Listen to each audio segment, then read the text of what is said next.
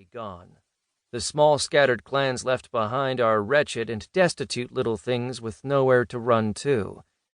They'll fight hard for their homes, and they'll be impossible to subdue even if you capture them. In contrast, the Sunspire Kingdom is still full of riches. Its people are happy and content, feasting upon the riches their army has already plundered from Deania, and the elves are soft, untested by war. All their fighters left for Deania, so the ones who stayed behind are those more inclined to tend to their homes or make weapons and supplies for those on the front line. From what I've heard, they already bow their heads to the tyrannical king who demands absolute obedience from his people. To me, it sounds like that's the perfect kind of elf worth capturing. They're docile, supportive, and already inclined towards obedience. To me, it seems like they're halfway to being a willing thrall already. Their lives wouldn't change in the slightest under orc leadership, so they would be far quicker to surrender than the free and stubborn elves of Deania. Combined with the greater rewards for wealth, they're the obvious choice. The orc tapped his jaw with a gauntleted hand. You make a convincing argument, Chief Blackgorge. I've been looking forward to having an elven thrall sweeping my halls again for a few years before I set her free, and I don't much care if she's from Deania or the Sunspire Kingdom. As a noble and upstanding orc, I have no prejudice against the various groups of elves. Regardless of color or origin, all make excellent thralls. I'm sure many of my brethren are of the same mind.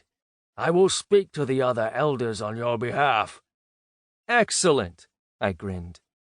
We won't be leaving until we've assembled a horde of appropriate size.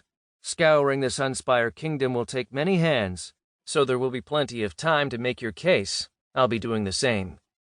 The old orc leader pounded his fist against his chest and bowed his head to me before leaving the governor's estate, where I was conducting these interviews.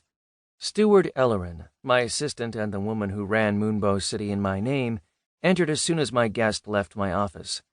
"Master," Ellerin began, "this is a report on the orcs entering the city.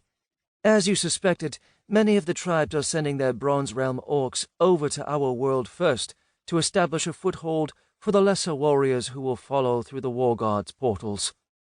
"Thank you," I nodded absent-mindedly as I leafed through the pages of a book. "I'll look through it soon." Steward Ellerin bowed and placed the documents on my desk.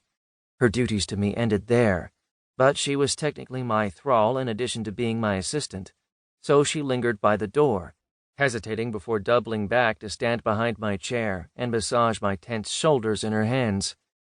"You seem tense, Master," Steward Ellerin said. "Let me help you relax." I smiled as I noticed her scanning the page of the book I was reading. I wondered if Steward Ellerin had risen to her position using such ploys before. An innocent massage like this one let her glean the secrets of the city's leader. "You don't have to spy like that." I laughed and flipped the book over so she could read the cover.